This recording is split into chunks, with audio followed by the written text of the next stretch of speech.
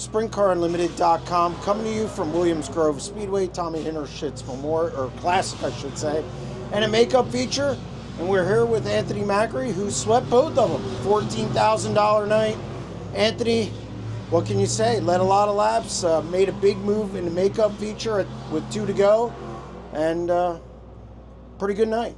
Yeah, obviously we can't complain. Felt like we were really good in the first feature, and I mean we kind of had our struggle points, and I really didn't know how efficiently I was getting through lap traffic compared to everyone else. And,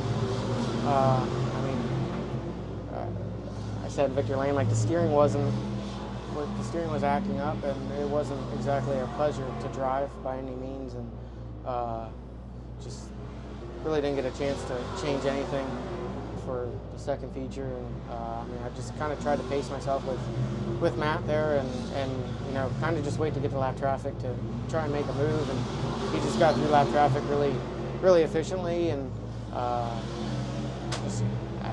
if the yellow didn't come out, he was winning the race. It's just I seen Danny to the inside of me, and I wasn't getting any better there the last couple laps before the yellow came out. And when the yellow came out, I figured I had to try something, so I just pulled the wing back 3 or 4 inches, and I just started driving really hard and aggressive into the corner, and it stuck incredibly and drove off the corner, and I was just kind of able to, you know, run kind of middle, bottom deal, and get by him and throw a slider, and just had to hope that he didn't get enough steam to cross me over and go down the front stretch, or going down the front stretch or whatever, and that paid off, and just kind of protected from there.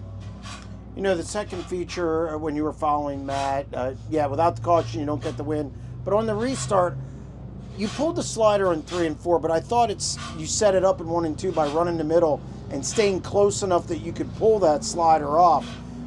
Was that something you were thinking about, pacing around there, getting through 1 and 2 to stay close enough to do it? Yeah, I mean, my intent was to throw a slider regardless, and I expected him to kind of just enter in on the top and follow it around, and he kind of half threw a slider on himself, and it kind of threw me for a loop, just because I thought he would follow it the whole way around, and I just got out of the gas to, try and keep it down, and that's when I found out the car stuck like glue with the wing back that far, and I just got a really good run off of 2 in the middle there, and just got close enough to him going down the backstretch, and I knew that was probably my one shot getting into 3 to throw the slider, and I did, and I kind of backpedaled a little bit to kind of park it in front of him and make the decision to cross me over and get him into the slick, and I knew I just had to get my right rear to the grip, come down straight away, and probably win the race to 1 and 2, and just kind of close the door on him and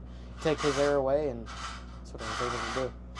In the Hinnershitz 30-lap main event, you controlled the night. I mean, you were 2/10 faster in time trials, were good in your heat, and then in the feature, just nobody touched you. Win by 5.8 seconds, even though you were struggling with the steering. Seems like this team's back on track. Yeah. I would say we're heading in the right direction.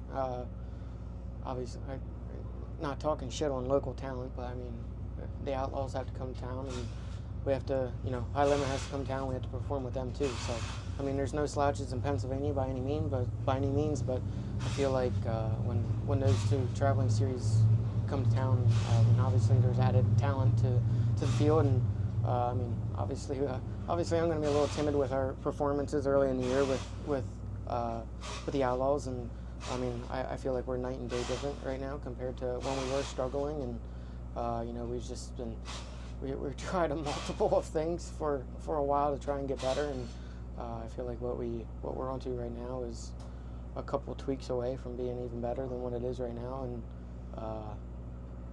hopefully when we get those tweaks figured out, it's lights out. I think you're better in the beginning of the night, and I think that's the key. That's how you can tell if you guys are going to be good throughout the night. It's just in the beginning, and it seems like you picked up a lot in the beginning of the night.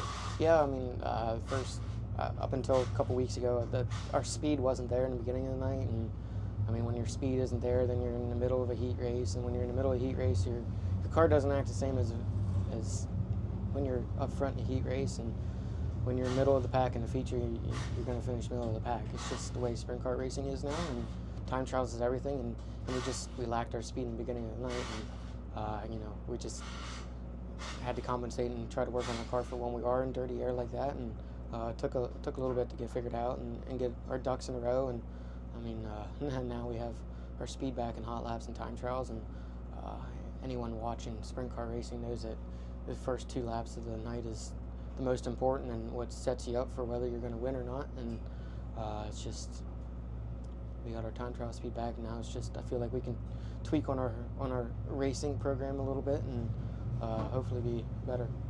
Well, congratulations on a pretty good night. Thank you.